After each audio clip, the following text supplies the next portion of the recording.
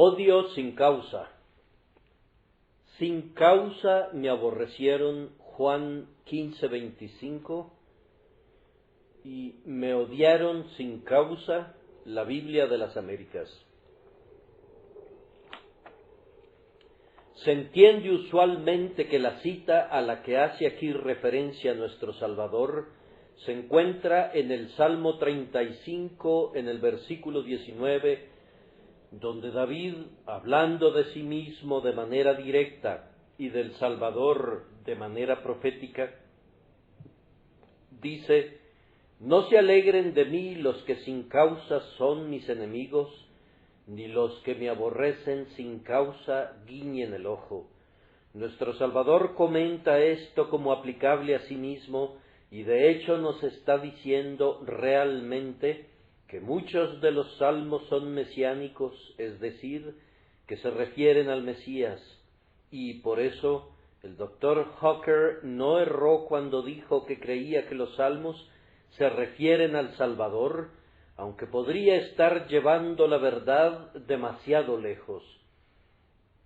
Pero sería un buen plan que cuando leamos los salmos los veamos continuamente como aludiendo no tanto a David, sino al hombre de quien David era el tipo, Jesucristo, el Señor de David. Ningún ser fue jamás tan codiciable como el Salvador. Sería casi imposible no sentir afecto por él. Ciertamente, a simple vista, parecería más difícil odiarlo que amarlo.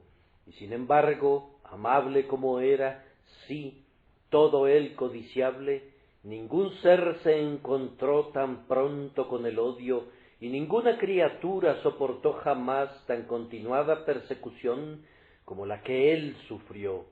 Tan pronto entró en el mundo, la espada de Herodes estuvo lista para eliminarlo, y los inocentes de Belén, por su terrible masacre, dieron un triste anticipo de los sufrimientos que Cristo soportaría y del odio que los hombres derramarían sobre su cabeza consagrada. Desde su primer instante y hasta la cruz, excepto por el tiempo pasajero de calma de su niñez, parecería que todo el mundo se alió contra él y todos los hombres buscaron destruirle. Ese odio se manifestó de diferentes maneras, algunas veces en acciones descaradas, como cuando le llevaron a la cumbre del monte queriendo despeñarle, o cuando los judíos volvieron a tomar piedras para apedrearle, porque había dicho que Abraham se gozó que había de ver su día, y lo vio y se gozó. En otros momentos, ese aborrecimiento se manifestó en palabras de calumnia, tales como estas: «Este hombre comilón y bebedor de vino, amigo de publicanos y de pecadores es», o en miradas de desprecio, como cuando le miraban sospechosamente porque comía con publicanos y pecadores y se sentaba a la mesa sin lavarse las manos. En otros momentos, ese odio permanecía enteramente en sus pensamientos y decían dentro de sí: «Este blasfema, porque dijo, tus pecados te son perdonados». Pero casi en todo instante había un odio contra Cristo, y cuando le tomaron queriendo hacerle rey, y una superficial y pasajera ráfaga del aplauso popular lo hubiera elevado a un trono inestable, aún en ese momento había un odio latente contra él, sólo que bajo control por el milagro de los panes y los peces. Pero únicamente se necesitaba una cantidad igual de panes y peces ofrecidos por los sacerdotes para que ese odio se convirtiera en el grito de «Crucifícale, crucifícale», en vez del grito de «Hosana, bendito el que viene en el nombre del Señor». Todo tipo de hombres le aborrecía. La mayoría de los hombres tiene que enfrentarse con alguna oposición, pero con frecuencia Se trata de una oposición de clase, y siempre hay otras clases que los miran con respeto. El demagogo, que es admirado por el pobre, debe esperar ser despreciado por el rico, y quien trabaja para la aristocracia se enfrenta, por supuesto, con el menosprecio de muchos. Pero hubo un hombre que caminaba entre el pueblo, que lo amó, que habló al rico y al pobre como si estuvieran al mismo nivel, y ciertamente lo están ante su bendita opinión, y sin embargo todas las clases conspiraron para aborrecerle. Los sacerdotes le quisieron hacer callar a fuerza de voces, porque él desbarataba sus dogmas. Los nobles querían matarlo porque decía que era rey, mientras que los pobres, por alguna razón que sólo ellos conocían, aunque admiraban su elocuencia y frecuentemente se habrían postrado ante él en adoración por las maravillosas obras que realizaba, aun ellos conspiraron para matarlo y para consumar su culpa, clavándolo al madero, guiados por hombres que deberían haber hecho una mejor labor de liderazgo. Luego meneaban sus cabezas injuriándole y diciéndole que ya que podía reedificar un templo en 3 días, que se salvara a sí mismo y que descendiera de la cruz. Cristo fue aborrecido, calumniado y escarnecido en grado sumo. Fue despreciado y desechado entre los hombres, varón de dolores, experimentado en quebranto. Ahora, esta mañana, trataremos de justificar los comentarios del Salvador que sin causa le aborrecieron. Segundo, vamos a reflexionar en el pecado de los hombres, que los hombres sin causa le aborrecieron. En tercer lugar, daremos una lección o dos al propio pueblo de Cristo, que debe aprender del hecho de que su Salvador fue aborrecido sin causa. Primero, entonces, amados, justifiquemos lo que el Salvador dijo: sin causa me aborrecieron. Nosotros hacemos la observación de que, aparte de la consideración de la pecaminosidad del hombre y la pureza de Cristo, ciertamente no hay una sola causa que pueda mencionarse para el odio que el mundo le tenía. Primero, consideremos a Cristo en su persona. Había algo en la persona de Cristo como hombre cuando vivió en este mundo que tuviera una tendencia natural a provocar el odio de alguien. Advirtamos que había una ausencia de casi todo lo que provoque el aborrecimiento entre hombre y hombre. En primer lugar, no había en Cristo un gran rango que provocara la envidia. Es un hecho muy conocido que aunque un hombre sea muy bueno, si es elevado por encima de su prójimo por las riquezas o por algún título, aunque cada hombre individualmente lo respete, sin embargo, los muchos a menudo hablarán en su contra, no tanto por lo que es, sino por su rango y su título. Parece natural que los hombres pertenecientes a las masas desprecien a los nobles. Cada hombre, individualmente, piensa que es algo distinguido y maravilloso conocer a un lord, pero junten a los hombres y en grupo, despreciarán a los lores y a los obispos, y hablarán con mucha ligereza en contra de principados y potestades. Ahora, Cristo no contaba con ninguna de las circunstancias externas de rango, no tenía un carruaje, no usaba ropas finas, nada por encima de sus compañeros. Cuando salía fuera, no tenía heraldos que anunciaran su viaje, ni tampoco iba rodeado de pompas que le honraran. De hecho, uno pensaría que la apariencia de Cristo naturalmente producía lástima. En vez de ser elevado por encima de los hombres en cierto sentido, parecía estar por debajo de ellos, pues las zorras tenían sus guaridas y las aves del cielo nidos, mas el Hijo del Hombre no tenía dónde recostar su cabeza.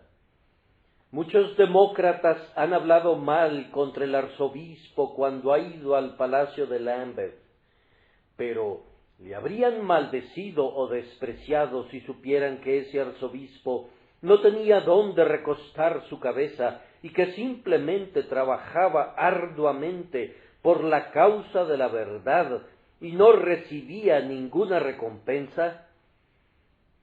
La envidia naturalmente provocada por el rango, la ocupación y cosas semejantes no habría podido operar en el caso de Cristo. No había nada en su túnica que llamara la atención. Era la túnica de un campesino de Galilea, la cual era sin costura, de un solo tejido de arriba a abajo. No había nada en su rango. Podrá haber sido el hijo de una antigua familia real, pero su realeza estaba aparentemente extinta y era conocido únicamente como el hijo del carpintero. Le aborrecieron entonces, en ese sentido, sin causa. Muchas personas parecen ser susceptibles de envidia contra aquellos que ejercen mando o gobierno sobre ellos. El simple hecho de que un hombre tenga autoridad sobre mí agita mis pasiones perversas y comienzo a verlo con sospecha porque él está investido con esa autoridad. Algunos hombres se adaptan naturalmente al sistema y obedecen simplemente porque la regla está dada. Principados y potestades son establecidos y ellos se someten por el Señor, pero la mayoría, especialmente en estos tiempos republicanos, parecen tener una tendencia natural a dar cosas contra la autoridad, simplemente porque se trata de la autoridad. Pero si las autoridades y los gobiernos cambiaran cada mes, yo creo que en algunos países, en Francia por ejemplo, habrían revoluciones, tanto bajo un gobierno como bajo el otro. De hecho, ellos allí odian cualquier gobierno y quisieran estar sin ley, para que todo hombre pudiese hacer lo que se le viniese en gana. Pero esto no operó en el caso de Cristo. Él no fue un rey. Él no asumió ningún imperio sobre la multitud. En verdad fue Señor sobre las tempestades y los mares. Es cierto que conminaba a los demonios, y si así lo hubiera querido, los hombres habrían sido sus siervos obedientes. Pero él no asumió poder sobre ellos, no comandó ejércitos, no promulgó leyes, no se hizo grande en el territorio. La gente hacía lo que quería porque él no imponía su autoridad sobre ellos. De hecho, en vez de darles leyes que fueran severas, parecía haber suavizado la rigidez de su sistema, pues cuando la mujer adúltera, que de otra manera habría sido castigada con la muerte, fue traída ante él, le dijo: «Ni yo te condeno», y mitigó hasta cierto punto la rigidez de la ordenanza sabática, que era en ciertos aspectos demasiado onerosa, diciendo: «El día de reposo fue hecho por causa del hombre». Ciertamente, entonces, ellos le aborrecieron sin causa. Algunos hombres resultan desagradables para otros porque son altivos. Conozco a algunas personas que me habrían caído muy bien si no hubiesen sido tan almidonadas.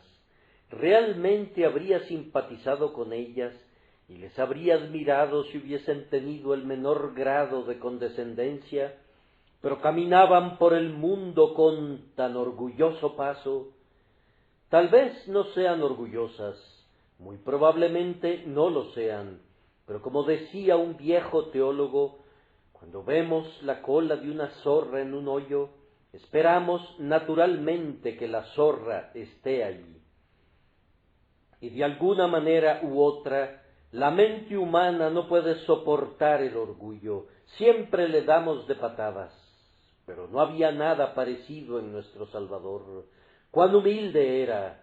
Él se rebajó a todo, lavó los pies de sus discípulos, y cuando caminaba entre los hombres, no había alarde en él que les dijera: vean mi talento, vean mi poder, vean mi rango, vean mi dignidad, sométanse, yo soy más grande que ustedes.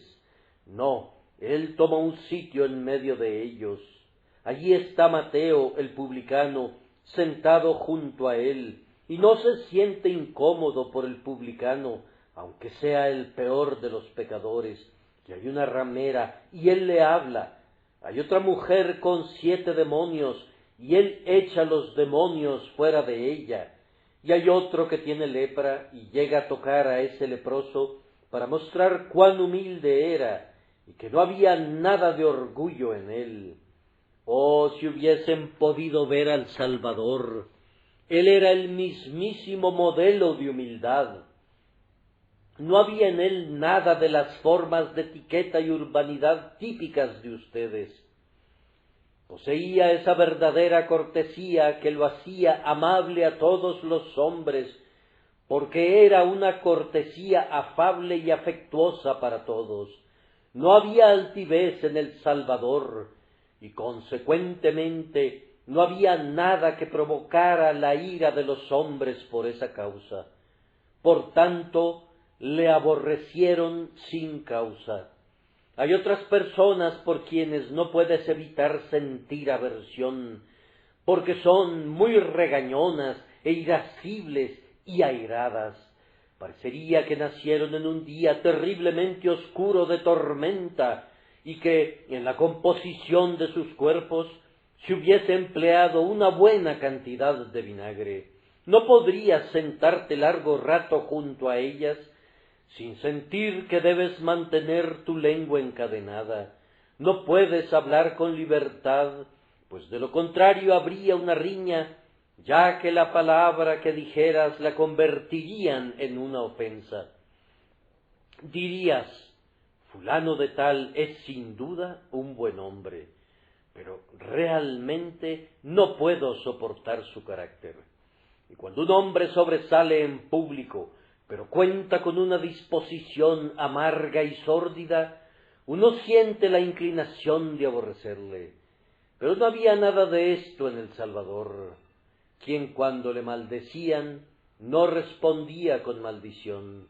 Si los hombres escupían su rostro, no les decía nada, y cuando le golpearon, él no los maldijo, se quedó quieto y soportó el escarnio. Caminó por el mundo recibiendo sobre él constante menosprecio e infamia, pero Jesús no respondió palabra, nunca se enojó. Al leer la vida del Salvador, no pueden encontrar que haya dicho una palabra de enojo, excepto esas palabras de santa ira que derramó como aceite hirviente sobre la cabeza del orgullo farisaico. Entonces, en verdad, su ira hirvió, pero se trataba de una ira santa. Con un espíritu tan afectuoso, tan amable y tan manso, uno pensaría que él pudo haber ido por el mundo con toda la facilidad posible. Su amable espíritu debería haber encontrado un camino recto para sus pies, pero a pesar de todo eso, le aborrecieron. En verdad, podemos decir, sin causa le aborrecieron. Hay otro grupo de personas al cual difícilmente puedes evitar aborrecer, son las personas egoístas. Ahora, conocemos algunas personas que tienen una muy excelente índole, que son extremadamente honestas y rectas, pero que son tan egoístas. Cuando estás con ellas, sientes que son tus amigas únicamente por lo que pueden obtener de ti.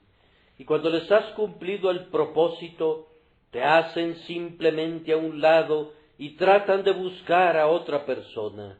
Cuando intentan hacer el bien, su buena obra tiene un objetivo ulterior, pero de alguna manera u otra siempre son descubiertos. Y ningún hombre en el mundo recibe una mayor porción de odio público que el hombre que vive una vida egoísta. Entre los hombres más miserables del universo, pateados por todo el mundo como balón de fútbol, está el mísero egoísta. Pero en Cristo no hubo nada de egoísmo. Todo lo que hacía, lo hacía por otros. Tenía un poder maravilloso de obrar milagros, pero ni siquiera quiso cambiar una piedra por pan para él. Reservaba su poder milagroso para otros. No parecía tener ninguna partícula de ego en su naturaleza entera. De hecho, la descripción de su vida podría darse de manera muy breve. A otros salvó, a sí mismo no se pudo salvar. Caminó por diversos lugares, tocó a los más pobres, a los más ruines y a aquellos que estaban más enfermos. No le importaba lo que los hombres dijeran de él, no tenía ninguna consideración por la fama, o la dignidad, o la comodidad, o el honor. No tomaba en consideración en lo absoluto ni sus satisfacciones corporales ni mentales. Abnegación fue la vida de Cristo, pero la practicaba con tal tranquilidad que no parecía un sacrificio. Amados, en ese sentido, ciertamente aborrecieron a Cristo sin causa, pues no había nada en Cristo que motivara su odio. De hecho, por otro lado, había todo lo necesario para conducir al mundo entero a amar y reverenciar a una persona tan eminentemente abnegada. Hay otro tipo de personas que no me agrada, es decir, los hipócritas. Es más, pienso que puedo convivir con el hombre egoísta si supiera que es egoísta, pero al hipócrita no le permito ni que se acerque a mí. Si se comprueba que un hombre público ha sido hipócrita una vez, el mundo difícilmente volverá a confiar en él. Lo aborrecerán, pero en este respecto Cristo estuvo libre de culpa, y si le aborrecieron, no le aborrecieron por eso, pues nunca existió un hombre más sencillo que Cristo. Fue llamado, ustedes lo saben, el niño Jesús, pues como un niño que dice todo y no se reserva nada y no es astuto, así era Jesús. No tenía afectación ni engaño, siempre era el mismo, en el cual no hay mudanza ni sombra de variación. Entre todas las cosas que el mundo habló de Cristo, nunca dijo que creía que fuera un hipócrita, y entre todas las calumnias que le endilgaron, nunca dudaron de su sinceridad. Si se hubiesen podido demostrar que realmente se hacía pasar como bueno ante ellos, habrían tenido una base para aborrecerle. Pero él vivía a la luz del sol de la sinceridad y caminaba en la cima de la montaña, ya que era observado continuamente. No podría ser un hipócrita, y los hombres lo sabían, y sin embargo le aborrecieron. Verdaderamente, amigos míos, si ustedes inspeccionaran el carácter de Cristo en toda su hermosura, en toda su benevolencia, en toda su entrega, en toda su intensa avidez de beneficiar al hombre, en verdad dirían, sin causa le aborrecieron. No había nada en la persona de Cristo que condujera a los hombres a aborrecerle. A continuación, ¿hubo algo en la misión de Cristo que pudiera hacer que la gente le aborreciera? Si le hubiesen preguntado ¿por qué razón has venido del cielo?, ¿habría habido algo en su respuesta que provocara su indignación y su odio? No lo creo. ¿Cuál fue el propósito de su venida? Él vino primordialmente para explicar misterios. para decirles lo que significaba el cordero del sacrificio, cuál era el significado del chivo expiatorio, Azazel, cuál era el propósito del arca, de la serpiente de bronce y de la urna que contenía el maná. Vino para rasgar el velo del lugar santísimo y para mostrar a los hombres los secretos que no habían conocido nunca. ¿Por qué habrían de odiar a aquel que alzó el velo del misterio y alumbró las cosas entenebrecidas y resolvió los enigmas? ¿Por qué habrían de odiar a aquel que les enseñó lo que Abraham deseaba ver y lo que los profetas y los reyes anhelaban conocer, pero que murieron sin conocerlo? ¿Había algo en todo eso que los condujera a odiarlo? ¿Con qué otra misión vino? Vino a la tierra para recuperar al descarriado. ¿Y hay algo en ello que llevar a los hombres a odiar a Cristo? Si vino a reformar al borracho, a recuperar a la ramera y a salvar a los publicanos y pecadores y llevar de nuevo a la casa de su padre al hijo pródigo, ciertamente esos son objetivos con los que todo filántropo debería coincidir. Es para eso que nuestros gobiernos son formados y estructurados, para conducir a los hombres a un mejor estado. Y si Cristo vino con ese propósito, ¿había algo en ello que hiciera que los hombres lo odiaran? ¿Con qué otro propósito vino? Vino para sanar las enfermedades del cuerpo. ¿Acaso ese es un legítimo objeto de odio? ¿Acaso vamos a odiar al médico que va por el mundo sanando gratuitamente todo tipo de enfermedades? Los oídos sordos son abiertos, las bocas mudas hablan, los muertos son levantados, y los ciegos pueden ver, y las viudas son bendecidas juntamente con sus hijos. ¿Acaso es todo esto una causa para que un hombre sea aborrecible? En verdad, él podría preguntar, ¿por cuál de ellas me apedreáis? Si he hecho buenas obras, ¿por qué razón habláis en mi contra? Pero ninguna de estas obras era la causa del odio de los hombres. Le aborrecieron sin causa, y él vino a la tierra a morir para que los pecadores no murieran. ¿Fue ese el motivo del odio?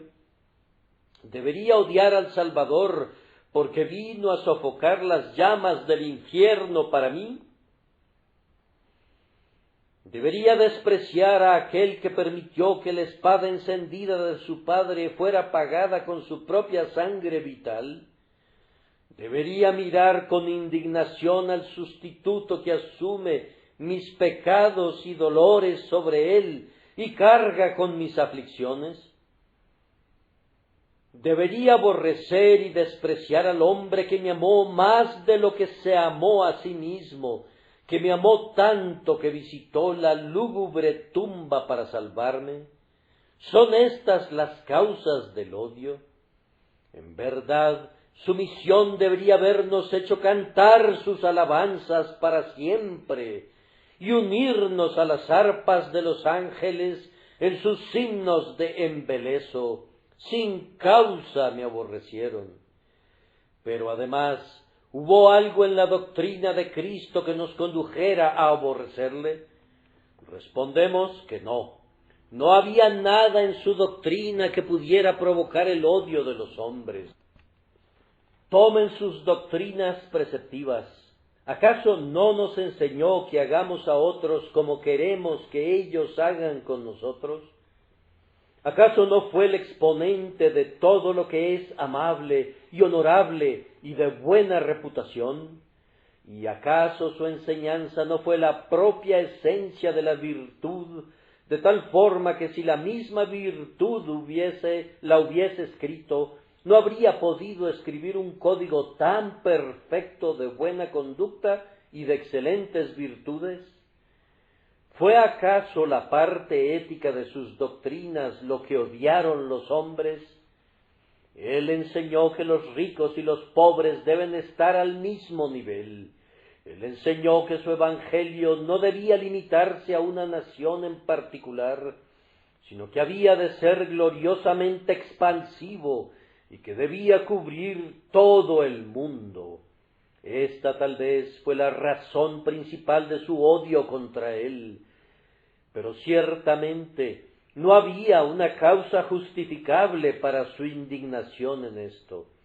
No había nada en Cristo que condujera a los hombres a odiarle. Sin causa le aborrecieron.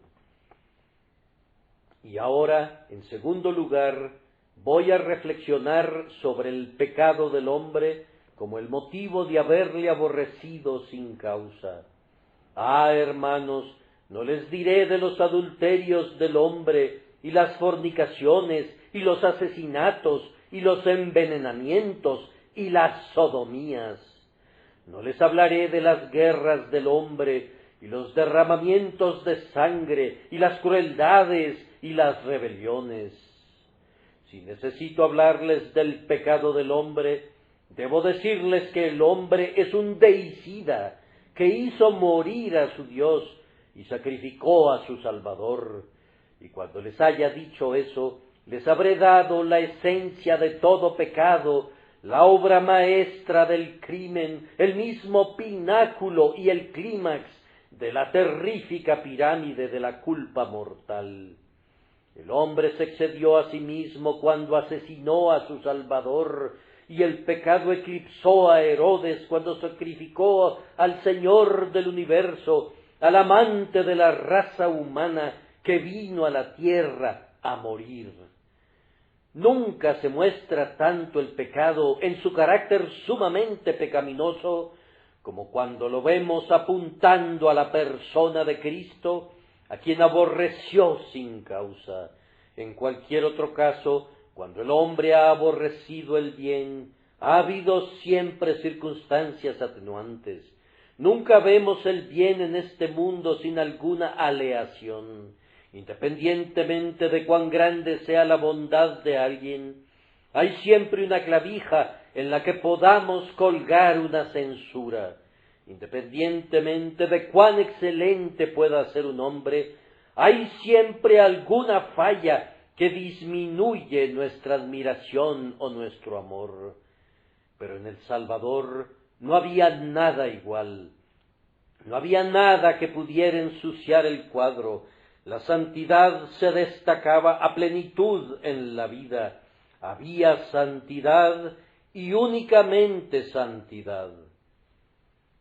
Si un hombre odiara a Whitefield, uno de los hombres más santos que jamás haya existido, les diría que no odiaba su bondad, sino que odiaba su predicación delirante y las extraordinarias anécdotas que contaba. O citaría algo brotado de sus labios y lo sometería a escarnio.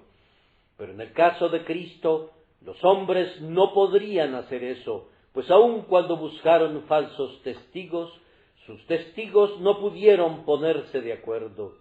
No había nada en él sino santidad, y cualquier persona medio tuerta podría ver que los hombres odiaron simplemente que Cristo fuera perfecto. No podrían haberle odiado por ninguna otra causa. Y así pueden ver el abominable mal, el detestable mal del corazón humano. El hombre odia el bien porque sí. ¿No es cierto que nosotros, el pueblo cristiano, seamos odiados por nuestras debilidades? Los hombres convierten nuestras debilidades en un clavo en el que cuelgan su risa. Pero si no fuésemos cristianos, no odiarían nuestras debilidades. Ridiculizan nuestras inconsistencias, pero no creo que les importen nuestras inconsistencias. Si no profesáramos la religión, o si pensaran que no poseemos ninguna, podríamos ser tan inconsistentes como el resto del mundo. Pero debido a que el Salvador no tenía ni inconsistencias ni debilidades, los hombres se quedaron sin excusa para odiarle, y se vio que el hombre naturalmente odia al bien, porque es tan malo que no puede hacer otra cosa que detestar el bien. Y permítanme apelar ahora a cada pecador presente y preguntar a cada uno en particular si ha tenido alguna vez una razón para odiar a Cristo. Alguien dirá, yo no le odio, si viniera a mi casa le amaría mucho. Pero es muy notable que Cristo es tu vecino de al lado, en la persona de la pobre Beatriz que vive allí. Asiste a tal y tal capilla, y tú dices que Beatriz no es otra cosa que una pobre metodista hipócrita. ¿Por qué no quieres a Beatriz? Ella es una parte de los miembros de Cristo, y en cuanto lo hiciste a uno de estos mis hermanos más pequeños, a mí lo hicisteis. Tú dices que no odias a Cristo. Ahora mira al otro lado de la capilla. ¿Acaso no conoces a aquel hombre, un miembro de este lugar, un hombre muy santo, pero que por una razón no soportas, porque una vez te habló de tus fallas? Ah, amigo, si amaras a Cristo, amarías a sus miembros. ¿Cómo? ¿Me dices que amas mi cabeza, pero que no amas mis manos? Mi querido amigo, no puedes cortar mi cabeza y permitirme que siga siendo la misma persona. Si amas a Cristo, la cabeza, debes amar a sus miembros. Pero tú dices, yo en efecto amo a su pueblo. Muy bien, entonces has pasado de muerte a vida si amas a los hermanos. Pero tú dices, no estoy seguro de ser una persona cambiada todavía. No estoy consciente de que haya alguna oposición en mi corazón contra Cristo y su Evangelio. Puede ser que no estés consciente, pero el hecho de que no estés consciente hace tu caso más triste. Tal vez, si lo supieras y lloraras por ello, vendrías a Cristo. Pero como no lo sabes y no lo sientes, esa es una prueba de tu hostilidad. Ahora, vamos, debo suponer que eres hostil a Cristo, a menos que le ames. Pues yo sé que solo hay dos opiniones acerca de él. O le amas o le odias. Ser indiferente a Cristo es simplemente una imposibilidad. Un hombre muy bien podría decir, soy indiferente a la honestidad. Vamos, entonces es deshonesto, ¿no es cierto? ¿Eres indiferente a Cristo? Entonces le aborreces. ¿Y por qué le odias? Muchas veces has sido cortejado por el Evangelio, has resistido los llamados, muchos de ellos. Dime ahora, ¿por cuál de las obras de Cristo le aborreces? ¿Tengo frente a mí a un perseguidor? Pecador, ¿por qué razón aborreces a Cristo? ¿Le maldices? Dime qué ha hecho para que estés enojado con él. Señala una sola falta suya en su proceder hacia ti. ¿Te ha hecho daño Cristo alguna vez? Oh, dirá alguno, me ha quitado a mi esposa y la ha convertido en una de sus hijas, y ha sido bautizada y asiste a la capilla, y yo no puedo soportar eso. Ah, pecador, ¿es esa la causa por la que aborreces a Cristo? ¿Habrías aborrecido a Cristo si Él la hubiera arrebatado de las llamas, si la hubiera salvado de descender a la muerte? No, le habrías amado, y Él ha salvado el alma de tu esposa. Ah, aunque nunca te salvara a ti, si tú amas a tu esposa, tendrías suficiente motivo para amarle, pensando que ha sido tan bueno contigo. Yo te digo que si tú aborreces a Cristo, no sólo le odias sin causa, sino que le aborreces teniendo amplias razones para amarle. Vamos, pobre pecador, ¿qué ganas con odiar a Cristo? Tienes remordimientos de conciencia. Muchos pecadores, por odiar a Cristo, han sido encerrados en la cárcel, tienen un abrigo andrajoso, un cuerpo enfermo, una casa asquerosa y sórdida con sus cristales rotos, y una pobre esposa que ha sido golpeada hasta casi morir, y niños que se escabullen de su presencia tan pronto el Padre llega a casa. ¿Qué ganas con odiar a Cristo? Oh, si fueras a estimar tus ganancias, encontrarías que tener a Cristo sería ganancia, pero que aborrecerle es una pérdida irreparable para ti. Ahora, si odias a Cristo y a la religión de Cristo, yo te digo que odias a Cristo sin causa, y permíteme darte una solemne advertencia que consiste en esto, que si continúas odiando a Cristo hasta tu muerte, no lesionarás a Cristo por ello, pero tú te harás un daño terrible. Oh, que Dios te libre de ser de aquellos que aborrecen a Cristo. No hay nada que ganar y todo por perder al aborrecerle. ¿Por qué causa odias a Cristo, perseguidor? ¿Por qué causa odian a Cristo, ustedes que son hombres carnales e impíos? ¿Por qué odian el Evangelio de Cristo? Sus ministros, ¿qué daño les han hecho? ¿Qué daño pueden hacerles cuando más bien anhelan hacerles todo el bien del mundo? ¿Por qué es que odias a Cristo? Es sólo porque estás desesperadamente metido en la maldad, porque veneno de áspides hay debajo de tus labios, y sepulcro abierto es tu garganta. De otra manera, amarías a Cristo, sin causa le aborrecieron. Y ahora, hombres cristianos, debo predicarles por unos instantes. En verdad ustedes tienen una gran razón para amar a Cristo ahora, pues una vez le odiaron sin causa. ¿Alguna vez han tratado mal a un amigo sin darse cuenta? Es algo desafortunado que la mayoría de nosotros lo hayamos hecho alguna vez. Sospechábamos que un amigo nos había hecho algún daño, reñimos con él durante varias semanas, y sin embargo no nos había hecho nada. Lo único que hizo fue advertirnos. No hay lágrimas comparables a las que derramamos cuando hemos hecho daño a un amigo. ¿Y no deberíamos llorar cuando hemos injuriado al Salvador? ¿Acaso no vino a mi puerta una noche húmeda y fría, y yo le cerré mi puerta en su cara? Oh, he hecho lo que no puedo deshacer, he menospreciado a mi Señor, he insultado a mi amigo, he arrojado deshonra sobre aquel que admiro. ¿Acaso no lloraré por él? Oh, ¿no gastaré mi propia vida por él? Derramó su sangre por mis pecados, por mi propia traición.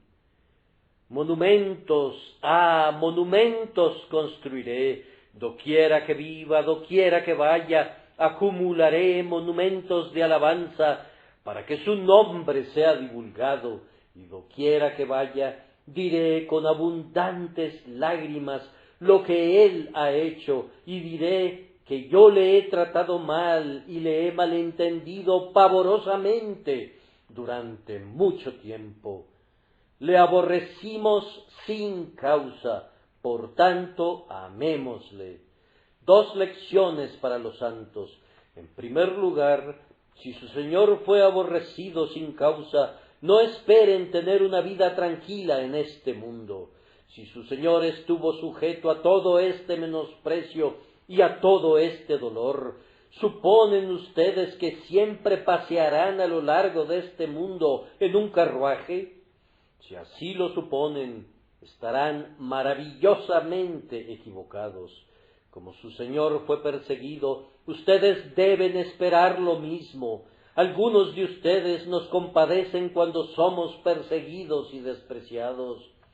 Guarden su piedad, guárdenla para aquellos de quienes el mundo habla bien, guárdenla para aquellos contra quienes el ay es pronunciado.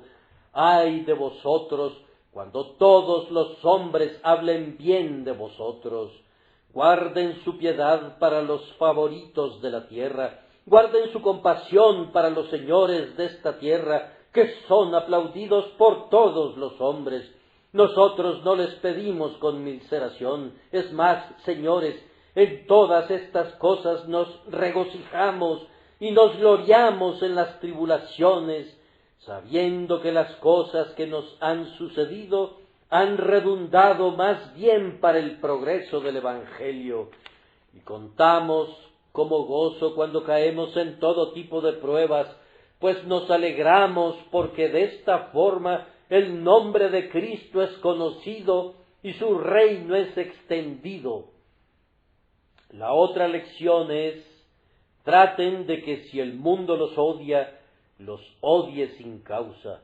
Si el mundo va a oponérseles, no tiene caso que provoquen que el mundo se les oponga. Este mundo es lo suficientemente amargo, sin necesidad de que yo le ponga vinagre. Algunas personas se figuran que el mundo los perseguirá. Por tanto, se ponen en una posición de lucha como si estuvieran invitando a las persecuciones. Ahora, yo no veo qué bien se deriva de hacer eso. No intenten ni provoquen que otras personas los aborrezcan.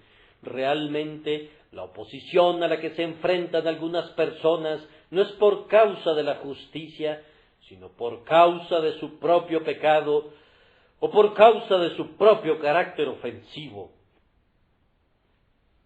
Muchos cristianos conviven en alguna casa, tal vez una sirvienta cristiana. Ella dice que es perseguida por causa de la justicia, pero ella posee una mala disposición, algunas veces habla con dureza, y luego la señora de la casa la regaña. Eso no es ser perseguido por causa de la justicia. Hay otra persona, un comerciante en la ciudad tal vez. Él no es visto con mucha estima. Él dice que es perseguido por causa de la justicia, pero en realidad es que no mantuvo un descuento ofrecido hace algún tiempo.